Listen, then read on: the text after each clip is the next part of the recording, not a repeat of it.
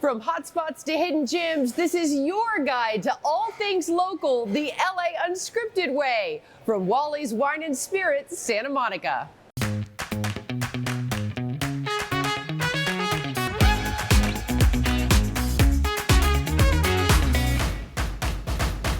Kampai, Salute, Prost, however you like to cheers. Wine lovers and foodies go wild for Wally's. Hi everyone, I'm Dana Devin, and from Bordeaux's to Bruts, Merlots, and Malbecs, SoCal's iconic wine bar, restaurant, and gourmet market uncorked as a liquor store back in 1968 and has been pouring pleasure for the palate ever since.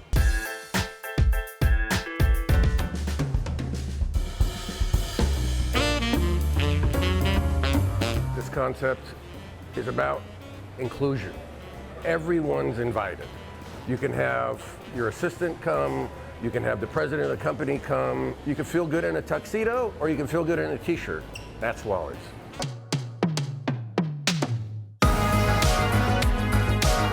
Wally's, it was a name of my first partner. His name was Wally. We started off as a regular fancy liquor store. And then I took on two new partners, the Marciano brothers from Guess Jeans. And we dreamed about this new idea of retail and restaurants and this lifestyle all together. And it worked really well in Beverly Hills. Then we opened Santa Monica. So Wally's is in Santa Monica, at the corner of Wilshire and Ocean, right at the beach. Right, we have 15,000 different selections, cheese, charcuterie, specialized in truffles, caviar, good cocktails, and value wines. You'll find some Merlot towards the end, but for the most part, this is all dominant in Cabernet Sauvignon, mostly from Napa, California. So each store has about 16 to 25,000 bottles, and they run anywhere from $15 to $150,000 a bottle. And the really great thing about it is we don't put a regular restaurant markup on it. So a $15 bottle is really a $15 bottle. The idea was, let's make it a little bit like how you go to these places in Nice or in the south of France where you pick up a glass of wine as you walk in, maybe at our bar, and have a glass from our 100 selections or a cocktail, and then you come through and you'll see some caviar and you'll see some cheese and you can have a little nosh and a little bite for that. Maybe you pick a wine for dinner and then maybe you pick a bottle to take home. So this is the idea as you flow through the store, that you have this whole immersion of eating and drinking and living and having fun. The menu is very much bistro, very casual.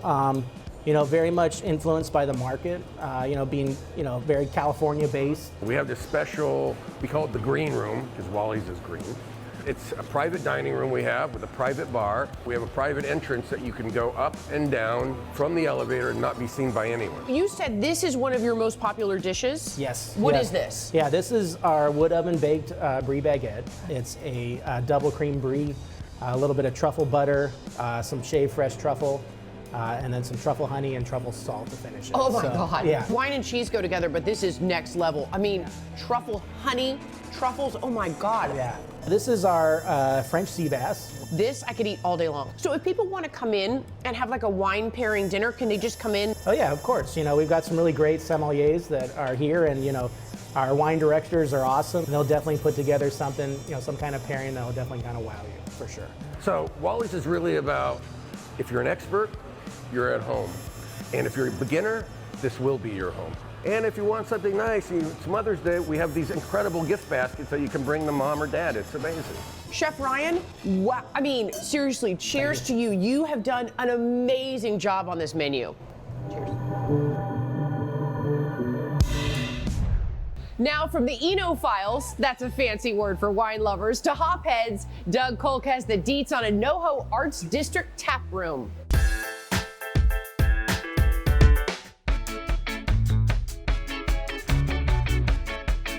As soon as I started brewing about 10 years ago, I think I was on batch 2 when I decided this is what I want to spend the rest of my life doing. So it's been working toward that for the past 5 years. I mean, really, when I was brewing in my garage, it was definitely a work in progress. I think it was decent for homebrew, but really it was assembling this team that enabled us to kind of take it to the next level. For me, it's kind of like playing a piano. You know what I mean? It's just like when you know your keys, you know what I mean, and you know all your instruments, it's the same for me with like the taps. Tyler was working at a renowned beer bar in downtown LA at the time. Where does your enthusiasm for beer come in? Well, I'm from Milwaukee, Wisconsin. That helps a lot. A little bit. Go Bucks. I was just really lucky enough to work at a brewery in Milwaukee when I was like 20 years old. You know, Lakefront Brewery kind of gave me my sword and my shield by means of an education. You give it a little slide. From there, I was like, wow, I want to do this somewhere where it's not -20. This beer just came out yesterday. When he mentioned, like I said, 5 years ago, you know, oh yeah, I want you to manage my brewery someday. I was like, yeah, man, let me know. And then this is where all the fermenters are. This is where the beer actually ferments. Where do you come in? Well, I make the beer. I'll hand this off to you. Okay. I'm gonna just literally dump it in there. Like the whole thing? The whole thing. Ben found me languishing at a brewery in Westlake Village. Here, there's like basically a corkscrew in there that kind of pushes all that malt. It's kind of a career change for me. Originally, I was a scientist. I ran a lab for a better part of a decade. This is the what we call the brew deck.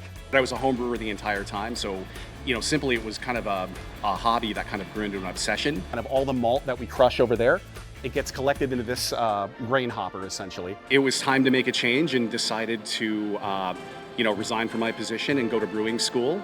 Ended up going to Siebel, which is it's a brewing school in Chicago, but part of that is an international program where you actually end your brewing education in Munich, Germany. So for what we're drinking, I mean, how much trial and error is involved in this? Oh, yeah, a lot. These ones, yeah. a lot. I mean, a lot of them, a lot. Yeah. Tell me why here in North Hollywood? It was kind of a neighborhood in need of a brewery. I think we all feel that same way about that. it's all about community. It's just like we can't do what we do without community. I tell people this time and time again. I was like, we need two things right now, community and beer. Those are two really powerful things. And I think a lot of us have been deprived of those things in the past year and a half. So it's really a pleasure to be able to provide that for North Hollywood. You know, to be North Hollywood's first brewery is, you know, an honor. Did you know a Cicerone is to beer what a sommelier is to wine? The 4-level certification program popped onto the scene in 2017, and according to the Craft Brewers Association, there are about 2,500 certified Cicerones on tap today. But back to Burgundies, Blancs, and Blends. Now LAU's Jasmine Simpkins finds where to sip and swish in Inglewood.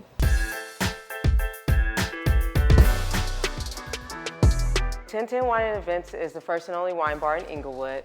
We have the largest selection of Black-owned wines. We just have a great time here. We opened August 22nd of 2021, so a little over 6 months. My love for wine actually started when I was in law school. When I graduated and came back to LA, I said, Les, I want to do a wine bar. At the same time, she was looking for an event space, so we just decided to do it together. I'm a wedding planner. I've been in the industry for almost 10 years now, and so I always wanted to own my own event space. I knew that I wanted to do it in Inglewood because this is where I'm from, where we still currently live, so I knew I wanted it to be here. We obtained the building. It was an automotive garage, so even when we came to look at it, when we were considering getting it, it was even hard for me to imagine it looking like anything else but the automotive garage. I kind of designed the space kind of piece by piece, so I knew the vibe that I wanted, I knew the colors that I wanted. You know, a traditional wine bar has like a lot of reds and burgundies, and we just wanted something different, but we still wanted it to feel warm and cozy. We do daily special for wines. We have about 10 different flights that you can choose from. So there's 4 wines, 2-ounce pours, and it allows you to just try different varieties of the wine. So here is a mix of our red and white flight. So we start off with a little sweetness with our Riesling, then we go dry with our Sauvignon Blanc, go to our OPP Pinot Noir, which is it's still dry, but it's not as dry as like a Cab will be. And then we close out with the Cabernet. The wine community is small, the black wine community is even smaller. So people would just introduce us to new wines all the time. And if we try them and we like them, then we'll put them on our menu. Thankfully, we do have food. So, you know, we have traditional wine bar stuff, bread, butter, you know, charcuterie boards, mussels, things like that. But we also have some entrees. We're able to team up with the local chef who created our menu, Chef Kendra, who has Swift Cafe, and her vision we're just executing here. This is one of our most popular dishes. This is a shrimp and risotto. It's a play on shrimp and grits. It has Cajun butter mixed in with our shrimp on top, and it pairs very well with the Sauvignon Blanc that we have. Ladies, excuse me? Come on, whose recipe is this? Is this Mom's recipe? Do I need to interview her too? This is so good. Thank you. How does it feel to have a wine bar right here in Inglewood where you guys grew up? It's been everything we wanted and more. Just support from the community, busy, people coming in, giving us new ideas. Like we're starting spoken word, we have a DJ, we have the Meet the Winemaker. So it really is just a collaboration with us in the community. Over the last couple of years, obviously, I've educated myself more on wine, but I like to drink it, and I like what wine stands for. It really stands for bringing people together, and that's why I think 1010 has been so popular, because it really is a space that brings people together over wine. There's just so much to toast in our town, and this brouhaha is just starting to get frothy. Coming up, more local libation locations when LA Unscripted from Wally's Wine and Spirits is back before you can open that next bottle. You know you're going to.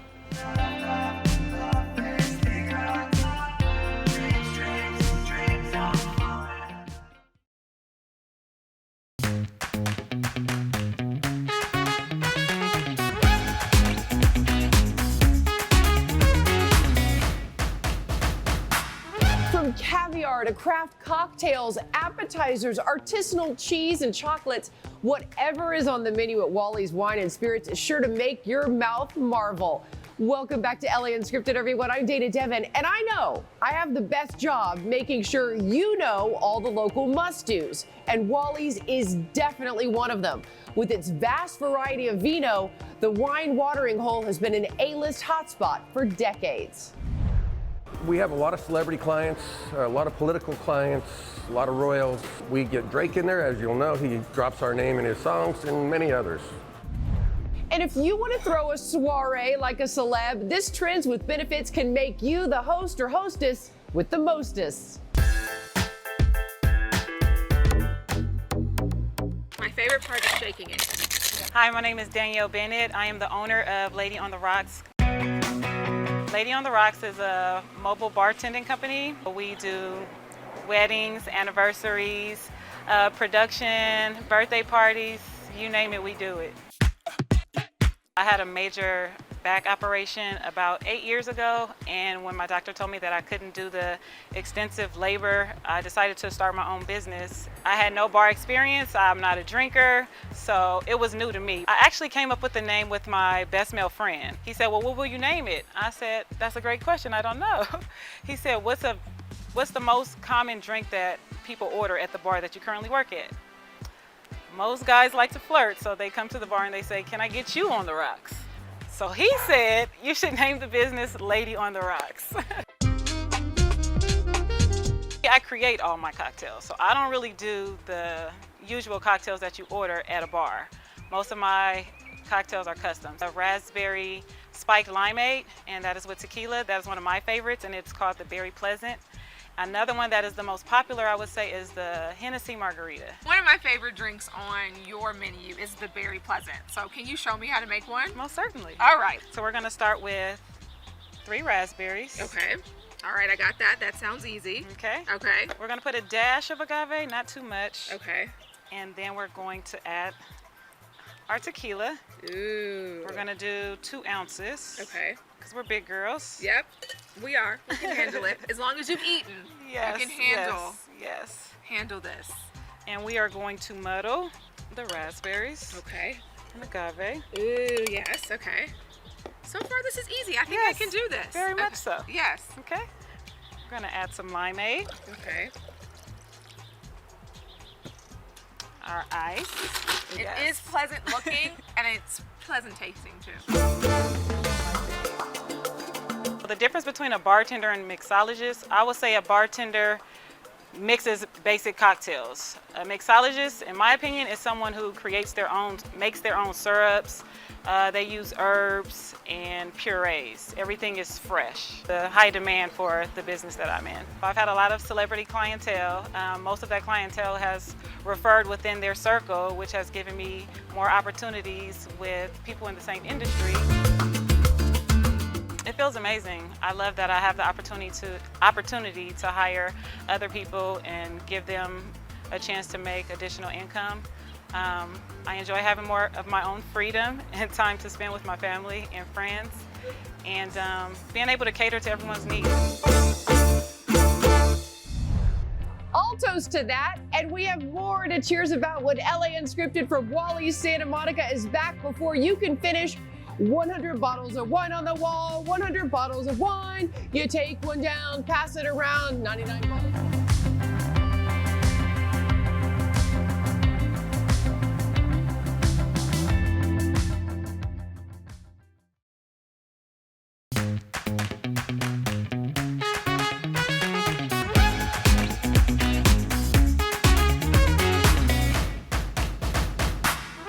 Jay-Z, Post Malone, Mary J. Blige, Sarah Jessica Parker. From movies to music, today's biggest stars are starting their own libation levels. This one, Post Malone's. Posty getting me toasty. There's a number of new celebrity brands that are coming out, and some of them are very good, and we try to pick the best products. Maison 9 that you're drinking right there is from Post Malone. He really is involved with that on a day-to-day, so it's high quality. You've got Adam Levine's Cali Rosa Tequila, which is really an amazing tequila. And then, you've got Kendall Jenner's 818. So we have things like Sincoro Tequila, which is owned by Michael Jordan. Dwayne Wade has a wine that's called Wade Cellars that we carry that's very good. And Wally's also scores big with athletes. Now a former Super Bowl safety reveals why the 3 locations are a touchdown.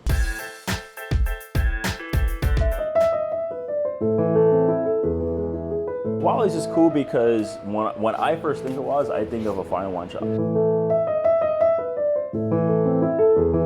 It's fine dining here too, and it is so rare to find the two, especially the 2 locations here in LA.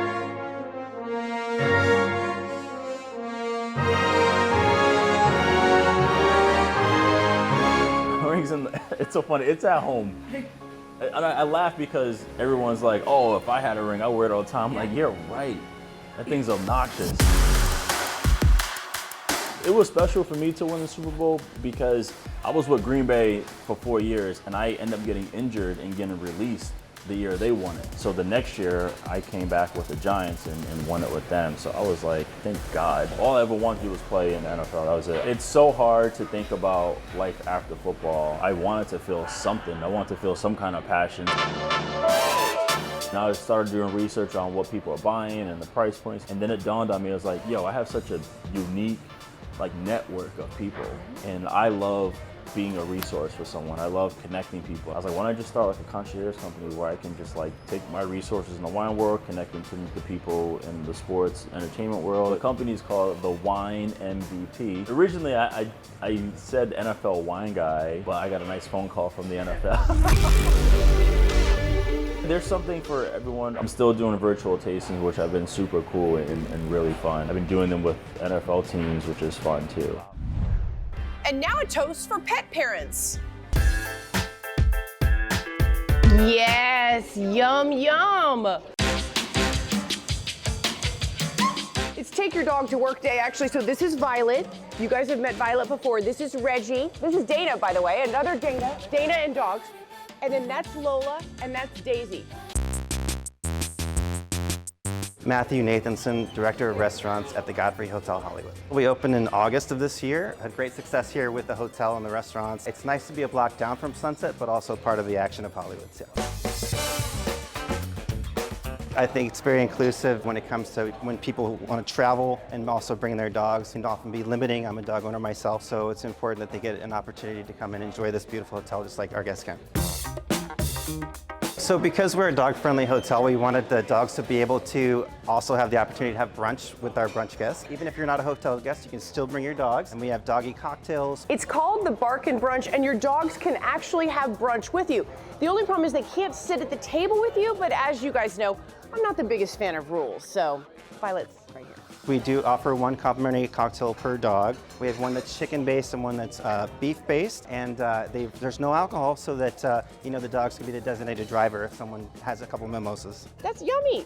It's one per tail. And sadly, she drinks it as fast as I do. We have swag we give to the dogs as well, and some other surprises that we bring on monthly as well. She likes it. Barkin' Brunch is the third Saturday of every month. Sadly, my cup runneth outeth, so this LAU party is over. Thank you so much to Wally's Wine and Spirits for letting us go off script here. Where will we be next? You never know. We'll see you next time. Mwah. Can I have some more? Some more?